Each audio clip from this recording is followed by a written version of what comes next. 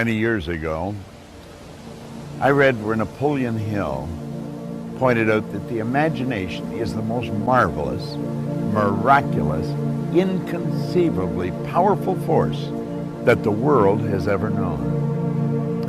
And you know, the average individual uses the imagination, if they use it at all, against themselves.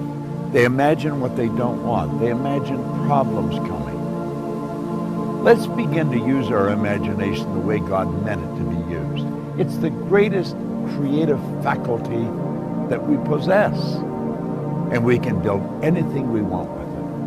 I want you to wander around your home or possibly your office and take a look at all of the conveniences that you have there that you didn't have, let's say, 2 years, 5 years, 10 years ago, 25 years ago.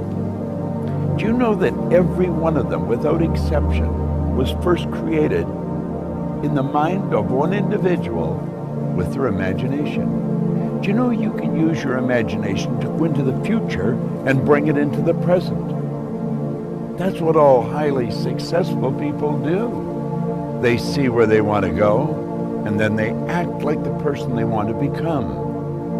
It was William James from Harvard's advice. He says it's the actor's technique. Act like the person you want to become. How do you do that? Well, you use your imagination, of course.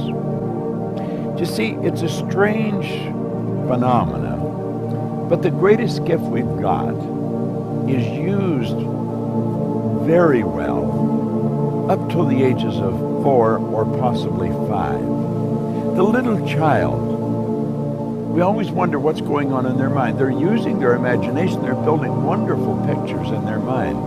But then they get to school, and wham, like that, it comes to an abrupt halt. It's called not paying attention. Daydreaming. Well, what they were really doing was exercising a phenomenal mental faculty. You see, we can see, hear, smell, taste, touch. They're for our physical benefit. As long as we're living in a physical body and corresponding with the material world, we will use our sensory factors. But you know, I have a couple of little dogs at home that can hear, see, smell, taste, and touch. We've got higher faculties. You have perception, the will, memory, intuition, reason, and imagination. These marvelous tools. We can take our imagination and build an image in our mind of how we want to live. Block out what's going now. Don't let your present results have anything to do with this. Just what you want. And it's with your imagination that you will build it. Everything that we have, the camera that I'm speaking to right now, was first created in the mind of one individual. Think of how our world's changed. You see, we were gifted with these higher faculties. We're God's highest form of creation. We were created in God's image. We were given creative faculties to use. And you know, they're only used by 2 or 3% of the population.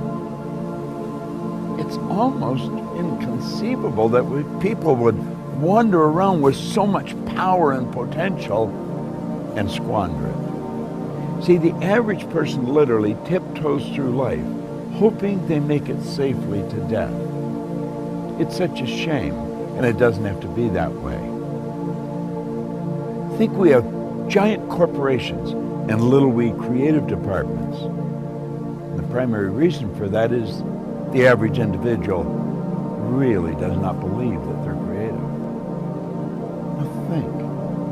Everyone's creative, and no one is more creative than another. It's just that some have chosen to use their creative faculties to a greater degree than others. Imagination, your imagination. What do you want? How do you really want to live? Build the picture in your mind. There's a power that is flowing to and through you.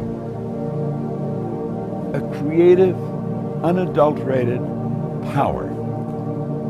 It can be photographed leaving your body. Way back in the 30s, Semyon Kurlin, the Russian photographer, perfected a form of photography where you can actually photograph a person's body and you will see the energy glowing from them. Well, that energy flows into your mind. And it's the images you build in your mind that's going to dictate the vibration that this instrument you're living in is in.